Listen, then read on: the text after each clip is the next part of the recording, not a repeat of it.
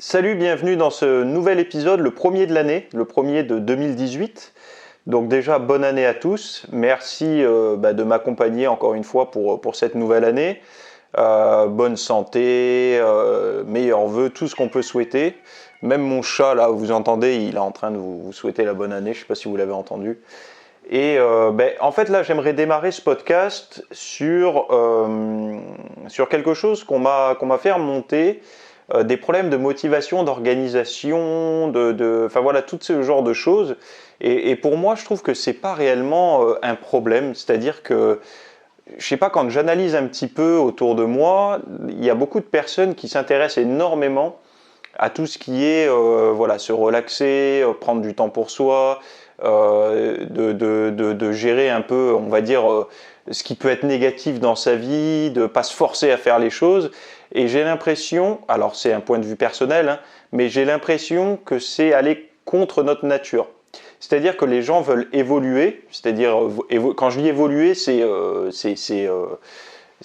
à mettre entre guillemets, hein. Quand je dis évoluer, c'est être mieux, se sentir mieux, être plus musclé, etc. Mais en même temps, ils cherchent la solution simple, la solution sans effort, la solution qui va venir hacker un peu le système difficile pour le rendre facile. Et ça, je sais pas, mais si on regarde un petit peu, c'est pas réellement possible. C'est-à-dire que depuis des années et des années, chaque homme, l'homme, l'être humain, s'est construit sur de l'effort en fait. Et pour faire grimper un peu l'estime de soi, ceux qui font psycho pourront certainement confirmer ce que je dis.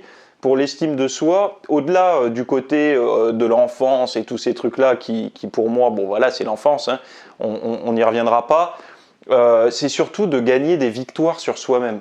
C'est franchir un mur. C'est, je sais pas, par exemple, c'est se décider à aller s'entraîner alors qu'on n'a pas envie, qu'il fait froid dehors, qu'on a plein de choses à faire dans la journée. C'est ce genre de victoire-là qui fait grimper un peu l'estime de soi. Et il y a beaucoup de personnes qui pensent trouver des solutions faciles, on va dire des astuces, des trucs pour rendre facile la chose, alors que ça ne l'est pas. Et heureusement que ça ne l'est pas, parce que si c'était facile, il n'y aurait aucune satisfaction personnelle. Et ça, je pense que réellement, c'est un petit peu récupéré. Alors, je parle surtout pour les garçons, hein. Pour les garçons plus que pour les femmes, parce qu'il y a une forme un petit peu je sais pas comment on pourrait appeler ça, mais une perte des hommes un peu. Et du côté masculin dans la société. Et je trouve que l'homme, surtout l'homme, devrait un petit peu récupérer sa vraie nature qui est un peu plus combative et un petit peu plus, on va dire, dans le sens, je sais pas comment dire, mais dans le sens du comportement, d'être un petit peu plus viril, c'est-à-dire de pas trop avoir peur de la difficulté et à un moment donné de se lancer. Parce que l'existence, quand même, elle n'est pas... Enfin, là, on va partir un peu dans la philo, mais on n'a pas une vie super longue. Et pour avoir un petit peu cherché les solutions simples pour aider des gens, parce qu'il y a des gens qui me disaient « Théo, je ne comprends pas comment tu arrives à te motiver, etc. » J'ai essayé de comprendre la psychologie, j'ai essayé de comprendre pourquoi beaucoup de personnes n'y arrivaient pas, et essayer de leur donner des solutions qui venaient faciliter le processus de transformation, etc. Alors là, je parle au niveau physique, au niveau alimentation et tout. Et je me rends compte d'une chose, c'est que plus c'est facile, moins les gens suivent. C'est un petit peu comme prendre le contenu gratuit et le contenu payant. Dès qu'il y a un effort, les gens payent, ils suivent plus les conseils parce qu'il y a un investissement personnel. Et quand c'est du gratuit, les gens consomment, mais n'appliquent pas grand-chose et s'y intéressent assez peu finalement. Et je pense que pour l'entraînement, c'est un petit peu la même chose, et pour la nutrition, c'est un petit peu la même chose. Il n'y a pas de solution facile.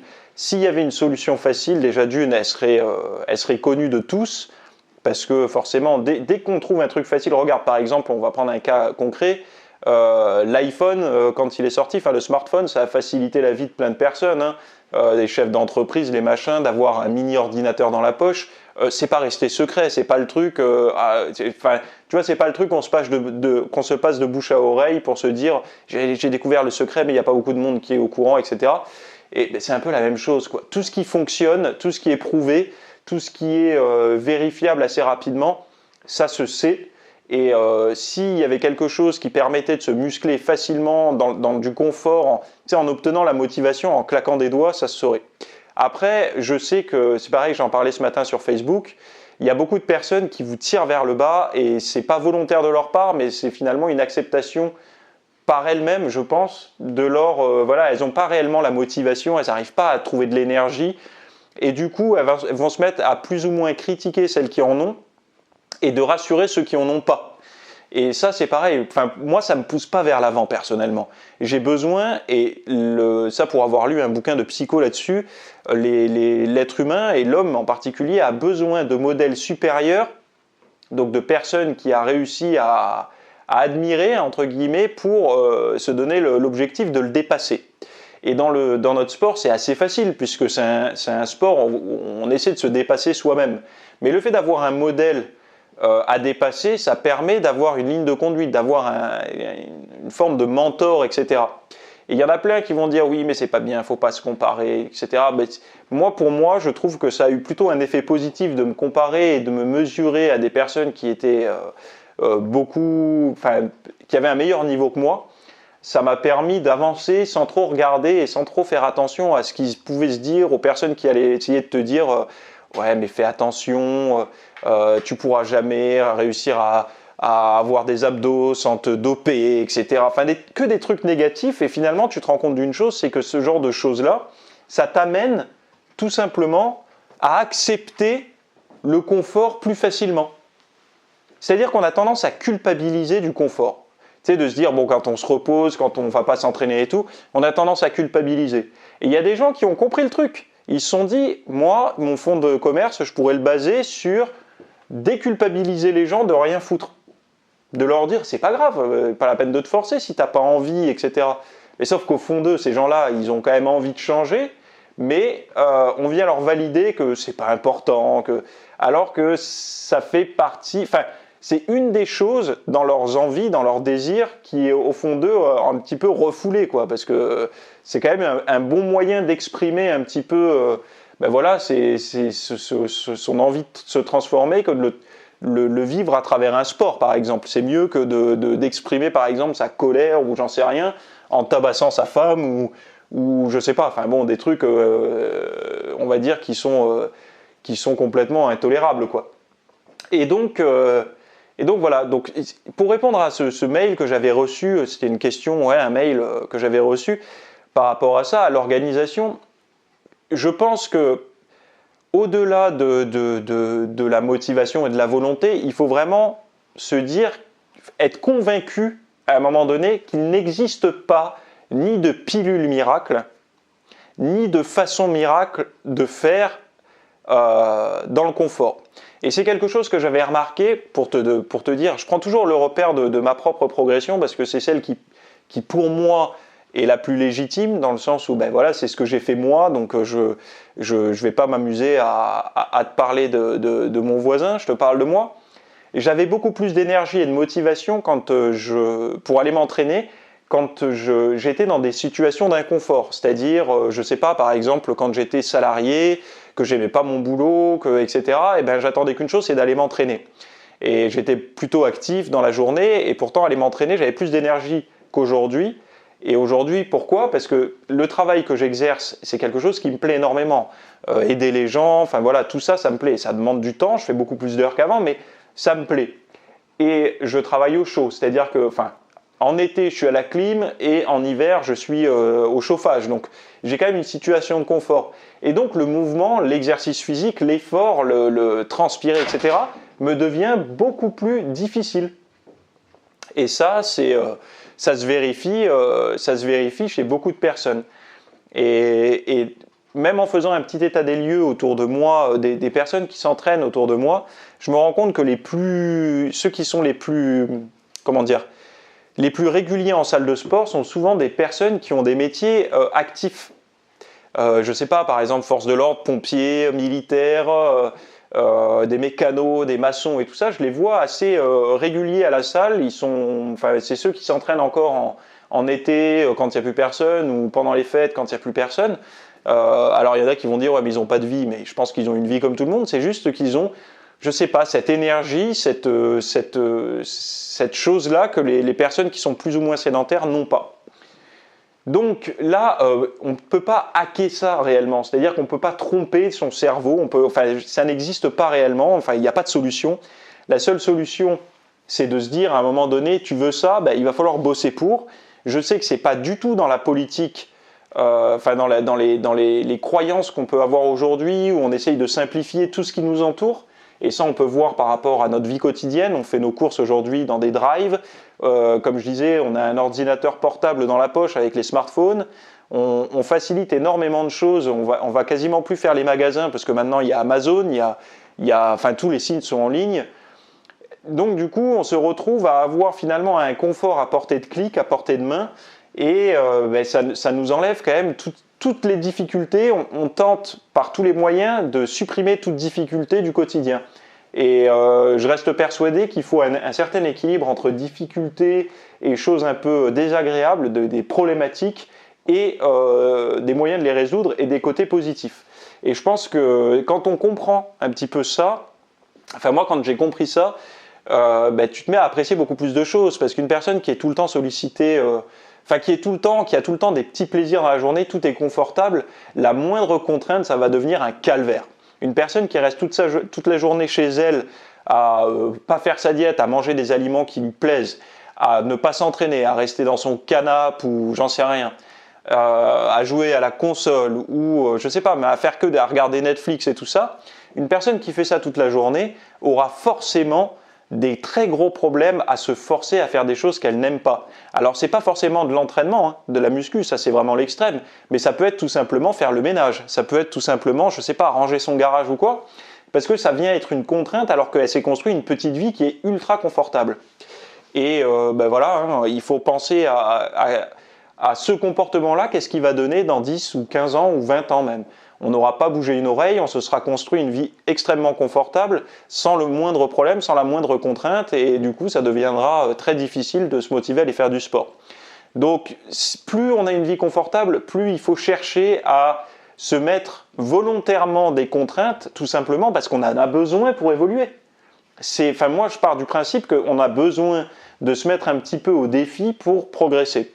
Et si la vie est extrêmement confortable, et je le vois par rapport aux emails que je reçois, souvent c'est les personnes qui ont le plus de moyens, les personnes qui ont le plus de confort, qui ont le plus réussi, on va dire, au niveau professionnel et même social, entre guillemets, qui ont le plus de difficultés à se mettre au sport et tout ça, parce que ça vient vraiment les pénaliser dans leur quotidien.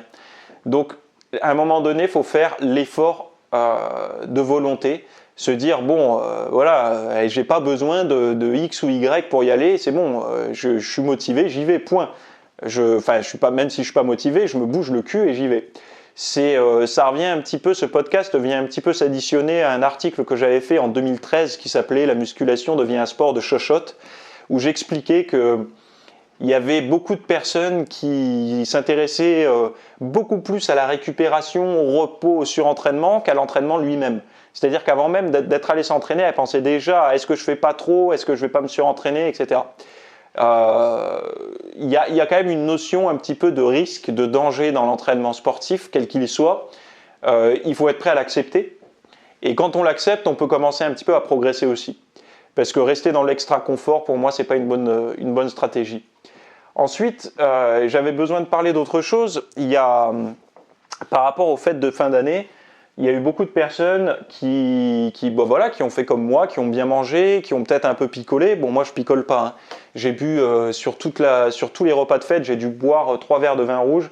Mais bon, j'ai bien mangé par contre. J'ai mangé des aliments que je consomme pas d'habitude, c'est-à-dire du pain, des toasts, des choses comme ça. D'ailleurs, j'ai tout de suite senti le truc au niveau des intestins. Mais bon, foie gras, du sucre et tout.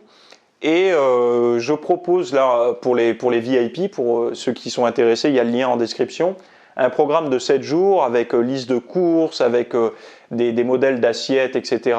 pour récupérer la ligne après justement ces jours de fête, pour pas se taper en fait les kilos jusqu'à cet été et se dire mince, j'aurais dû m'y mettre avant. Plus vite c'est perdu, mieux c'est. Donc j'ai mis ça en ligne, j'explique ça. Alors c'est un petit peu long le contenu vidéo, mais il y a du contenu texte aussi. Pour les personnes qui sont plus pressées, elles peuvent déjà lire le texte et bien l'assimiler. la répartition des nutriments sur la journée. Enfin bon, bref, je te résume tout ça là, mais tu as vraiment un bon contenu, assez dense.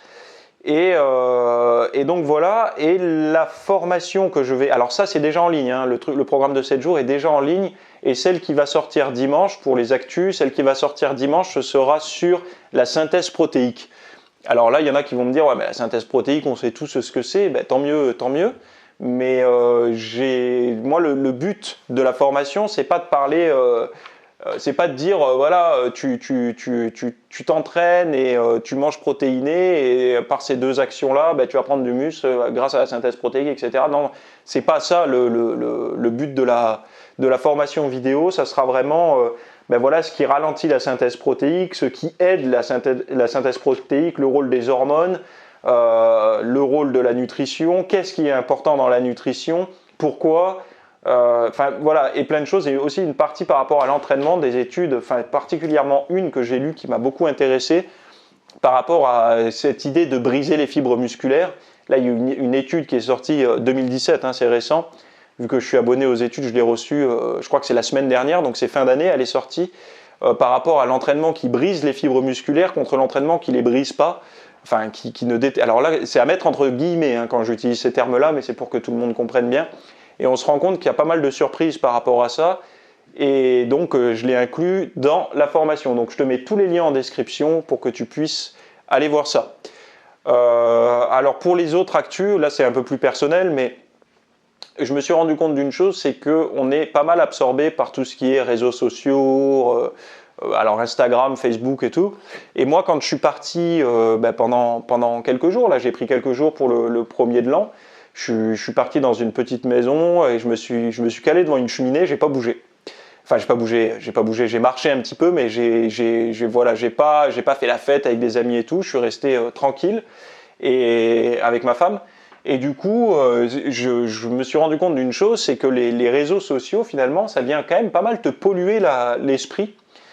Et encore que moi, je m'en sers pas de manière personnelle, je m'en sers de manière professionnelle. C'est-à-dire que mon compte, c'est pour partager avec des passionnés, etc. par rapport à mon site. Et ça reste uniquement dans la sphère muscu. Et donc, je n'ai pas cette tendance à aller consulter mes réseaux, à regarder le statut de mes amis et tout, parce que bon, je préfère les appeler. Et bien que je n'ai pas ce comportement-là, je me suis rendu compte d'une chose, c'est que finalement, ça me prend beaucoup d'énergie et de temps, et ça m'occupe beaucoup l'esprit durant la journée. Parce que quand je suis parti, je me suis rendu compte que je me suis intéressé à plein d'autres choses. Et j'ai pu m'occuper d'autres trucs, d'autres recherches sur Internet qui n'ont rien à voir, d'autres passions finalement qui sont un peu au fond de moi, que je néglige, on va dire, tout au long de l'année parce que je suis à fond dans le boulot. Et donc, si je peux donner un conseil, il y a pas mal de personnes qui vont projeter un petit week-end, enfin un week-end ça marche bien déjà, hein, parce que moi ça n'était pas plus long que 3 jours. Donc, mais de se couper des réseaux. De se couper, mais concrètement, hein, moi ce que je fais sur mon iPhone...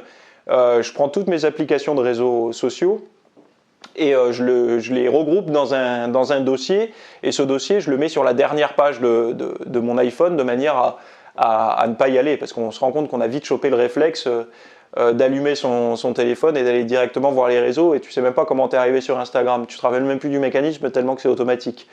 Donc du coup, petite détox de réseau. J'ai bien envie de rester comme ça, c'est-à-dire de continuer à y aller assez peu finalement, à publier mes recettes, hein, comme je fais tous les jours, à publier des photos de progression et tout ça, mais de ne pas trop traîner dessus, parce que je me rends compte que c'est pas super productif et que ça fait perdre pas mal de temps.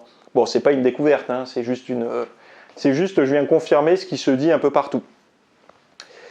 Donc voilà, je pense que ce podcast est terminé pour aujourd'hui. Je vous souhaite encore une très bonne année. N'oubliez pas que le programme de 7 jours pour retrouver la ligne, c'est en description. La formation pour la synthèse protéique, c'est ce week-end, mais vous pouvez déjà accéder, réserver votre accès VIP pour y accéder. Je rappelle encore une fois que la zone membre, c'est pas une vidéo à chaque fois, c'est plus de 300 vidéos qui sont déjà disponibles, plus une chaque dimanche matin. Donc 9 € pour accès à tout ça, plus des programmes à télécharger en PDF et tout. J'en profite ces débuts d'année, je fais un petit peu de pub parce que je me rends compte que j'en fais jamais. Donc là, j'en fais ouvertement. Et puis, je vous souhaite une excellente fin de semaine. Et j'espère que vous avez tous repris la muscu ou le sport en général et la bonne diète. Bye et à très vite.